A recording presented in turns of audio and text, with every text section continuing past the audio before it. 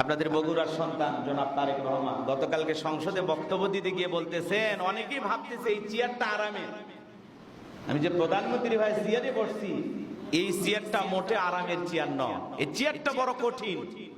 এই চেয়ারে বৈশা দাঁড়ায় অনেক পপুলার কথা বলা যাবে, হাততালি পাওয়া যাবে, বাহাবা পাওয়া যাবে, কিন্তু আমি এই চেয়ারে বসে বুঝতেছি এই চেয়ার আমার কাছে টকবকে গরম লাগে। অনেক কিছু আমি এখান থেকে করতে পারি না। একজন প্রধানমন্ত্রী জনাব তারেক রহমান বক্তব্য দিতে গিয়ে বলতেছেন এই চেয়ার আরামের চেয়ার নয়। তার মানে প্রধানমন্ত্রী সারা দেশের ক্ষমতা নিয়ে একটা চেয়ারে বসলেই যে একটা শান্তি তৃপ্তি বড় কিছু হয়ে গেলাম এমনটা নয়। এই চেয়ার আমাকে অনেক দায়িত্বের জায়গা থেকে আমাকে ইঙ্গিত দেয় যে তোমার জায়গা থেকে এই কাজ করা ঠিক, এই কাজ করা ঠিক নয়, এটা করা যাবে, ওইটা করা যাবে না। অনেক প্রশ্ন এই চেয়ার আমাকে করে। প্রধানমন্ত্রীর বক্তব্য শুনছেন? হ্যাঁ, বলে এই চেয়ার আরামের চেয়ার না, এই চেয়ার আমার কাছে গরম লাগে, টকবকে গরম লাগে। এই চেয়ার আমাকে বুঝায়, অনেক কিছু বুঝায়। দেখতে মনে হচ্ছে যে এটা আরামের চেয়ার, কিন্তু আমার কাছে মোটেও আরাম লাগে না, আমার কাছে কষ্ট লাগে। চিন্তা করেন, একজন প্রধানমন্ত্রী হয়ে কথা বলতেছেন, কারণটা কি? 20 কোটি মানুষের দায়িত্ব নেওয়া চারটিখানি বিষয় নয়। এর যে কত বড় ভার, কত বড় বোঝা।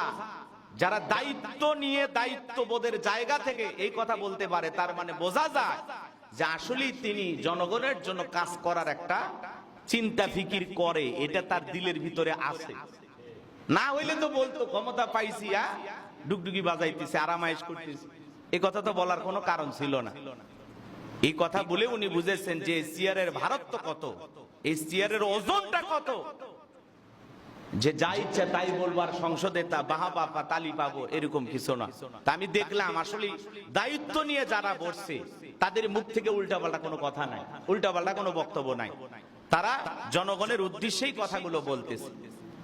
বিরোধী দলীয় নেতা জামাতের আমি ডক্টর শফিকুর রহমান, তিনি যখন প্রস্তাব দিয়েছেন সংসদে যে আশেপাশে যারা আমাদের কর্মচারী আছে, সরকারি যত কর্মচারী আছে, বিরোধী দলের নেতা কথায় সকল কর্মচারীদের একটু বোনাস দেন, তাদেরকে একটু খুশি করা, এই প্রস্তাব দেওয়ার সাথে সাথে জনাব তারেক রহমান বলতেছেন যে বিরোধী দলের এই নেতার প্রস্তাবে আমি একমত পোষণ, তার কথায় সকল কর্মচারীদের বেতন বোনাস দেওয়া হবে।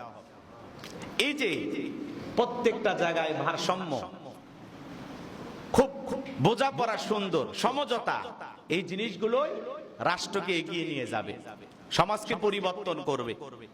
আপনি একটা মত দিলেন, এই মতামত তার কাছে ভালো লাগলে গ্রহণ করবে, ভালো না লাগলে গ্রহণ করবে না। কিন্তু সুন্দর একটা মতামত যখন আপনি উপস্থিত করলেন, প্রস্তাব করলেন, সেটাকে গ্রহণ করা মানে কি? এটা ভালো। তিনি চাইলে তো এটা প্রত্যাখ্যান করতে পারতেন, কিন্তু জনাব তারেক রহমান যেটাকে মনে করেন যে আসলে এটা গ্রহণ করা দরকার, সাথে সাথে সেটা গ্রহণ করেন।